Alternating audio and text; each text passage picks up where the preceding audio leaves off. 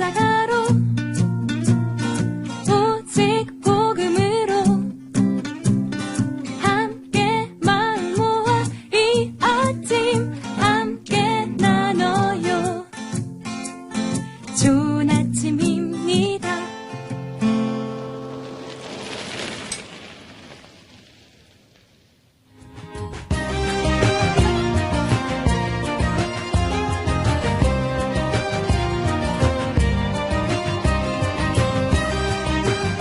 다시 십자가로.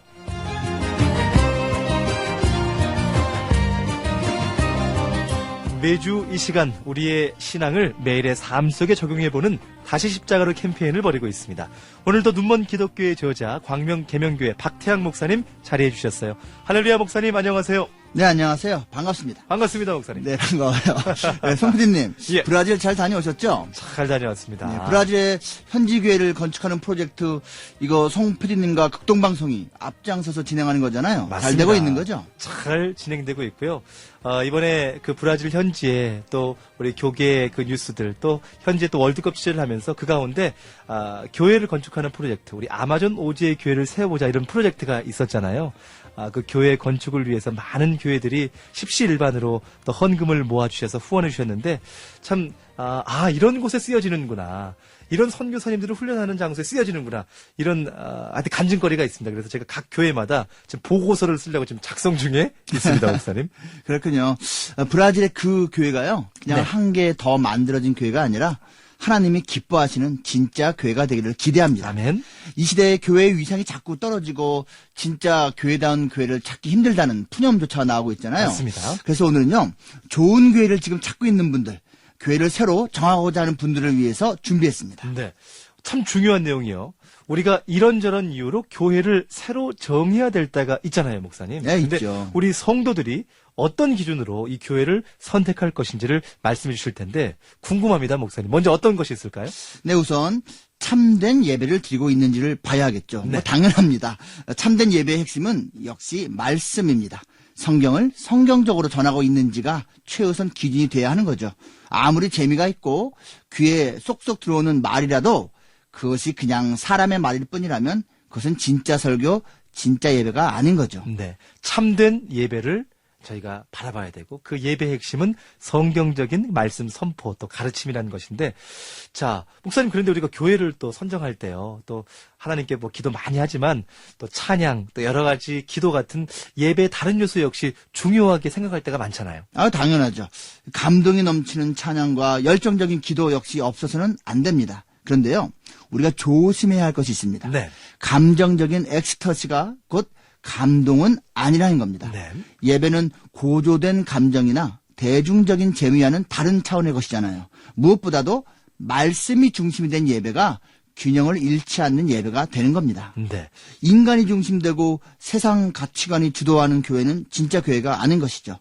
아무튼 교회를 선택할 때는 예배에 여러 번 참석해본 후에 결정하시되 특히 성경 말씀을 기준으로 선택하는 것이 안전합니다. 네. 요즘 뭐 보면은 교회에서 또 대부분 교회에서 홈페이지 보면 설교가 다 올라가 있잖아요. 네, 그렇죠. 그래서 성도님들 설교를 충분히 접할 수가 있고 그러면 또 그것이 도움이 될 것 같은데 저 이외에도 교회의 선택 다른 기준 어떤 것이 있을까요? 예배, 그중에서도 설교를 중심으로 교회를 선택하는 것은 사실 일반적인 기준이죠. 네. 그런데 이 두 번째 기준은 좀 다른 성격인데요. 바로 그 교회 성도들이 담임 목사를 어떻게 대하고 있는지를 살펴보는 게 필요합니다. 그 담임 목사님을 교인들이 어떻게 여기고 있는지를 봐야 된다. 이게 말이 이해가 될 것 같으면서도 좀 어려운데요? 네, 성도들은 담임 목사를 존경해야 하는 거죠. 네. 이건 상식입니다. 그런데 성도들이 이것저것에서 목사를 비웃고 좋지 않게 말하고 있다면 그것은 그 내용의 진실 여부를 떠나서 벌써 교회가 병들어 있다는 증거입니다. 담임 목사님을 무시하고 불신하는 게 좋은 게 또 아니지만요, 목사님. 또 이 반대 경우도 있을 것 같은데요. 담임 목사님을 지나치게 절대시하는 경우도 많이 있을 것 같은데 어떤가요? 네, 맞습니다. 목사를 비웃는 것 못지않게 나쁜 것이 목사를 우상시하는 겁니다. 목사가 마치 단점이나 약점은 하나도 없는 완벽한 사람인 것처럼 추앙받는 경우가 간혹 있는데요. 네. 그것은 하나님 앞에서 좋은 모습이 아닙니다. 그러니까 목사님 말씀은 담임 목사님을 무시하고 불신하는 것 대신 목사님을 존경하고 신뢰하되 대신에 절대시하면 안 된다 이런 말씀인 것 같아요. 네, 핵심 정리 잘하셨습니다. 성도들은 목사를 아끼고 존중하되 약점과 단점도 있을 수 있다는 것을 알고 너그럽게 봐주시면 좋을 것입니다. 목사도 사람이니까요.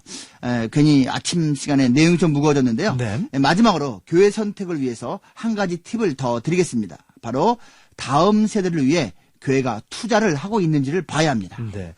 다음 세대, 우리 뭐 주일학교도 청년들, 중고등부. 요즘 교인 수가 점점 줄어들고요. 특히 자녀들이 교회를 떠나고 있어서 문제가 심각하다라고 말하잖아요. 네, 그렇죠. 그래서 힘든 상황이기 때문에 오히려 더욱 자녀 세대를 위해 교회가 관심을 기울여야 하는 거죠. 네. 목사님 그런데요. 지금 이제 저도 그 아버님이 개척을 하셨어요, 교회. 지금은 예. 이제 물론 좀 성장했지만. 그렇군요. 근데 개척교회 때요. 다음 세대에 좀 집중하고 싶어도 사실은 그럴 여력이 없는 게 현실이었거든요. 네, 맞습니다. 그걸 부정할 수는 없습니다. 그런데 이것은 어떤 시설이나 조직을 말하는 게 아니고요. 교회의 주된 관심이 어디에 있는지를 봐야 한다는 겁니다. 네. 다음 세대를 소홀히 하는 교회는 소망이 없죠. 비록 교회가 약하더라도 그 교사가 약하더라도 그 환경에 맞는 자녀 교육을 반드시 시행해야 합니다. 네. 그러니까 교회를 새롭게 선택할 때 여러 가지 기준들이 있는데 오늘 여러분 짧은 시간입니다. 성경을 성경대로 선포하는 참된 예배를 드리고 있는지, 또 목회자에 대한 성도들이 균형 잡힌 시각을 갖고 있는지, 그리고 다음 세대, 자녀 세대를 위해서 투자를 하고 있는지 혹시 더 해주고 싶은 조언 있으신가요? 네, 물론 있지요. 예를 들면 교회 재정이 투명하게 운영되는지를 봐야 합니다. 네. 그런데 이런 것은 단시간에 파악할 수 있는 게 아니거든요. 시간이 많이 필요합니다. 아무튼 교회를 선택할 때는 꼭 기도하면서 결정하시기 바랍니다. 네. 오늘 다시 십자가로 어떻게 보면 우리가 말씀을 나누면서 참 쉽게 있긴 했지만 참 이 교회를 선정한다는 것 참 쉽지 않을 수 있는 문제인데 하지만 오늘 이 가운데 주님께 기도하면서 또 지혜를 구하면 좋겠다 이런 마음이 있습니다. 오늘 다시 십자가로 지금까지 광명시에 위치한 계명교회 박태양 목사님과 함께했습니다. 고맙습니다, 목사님. 극동방송 청취자 여러분, 오늘도 주 안에서 행복하시기 바랍니다. 빌리빙은 리빙이고 리빙이 빌리빙입니다. 감사합니다.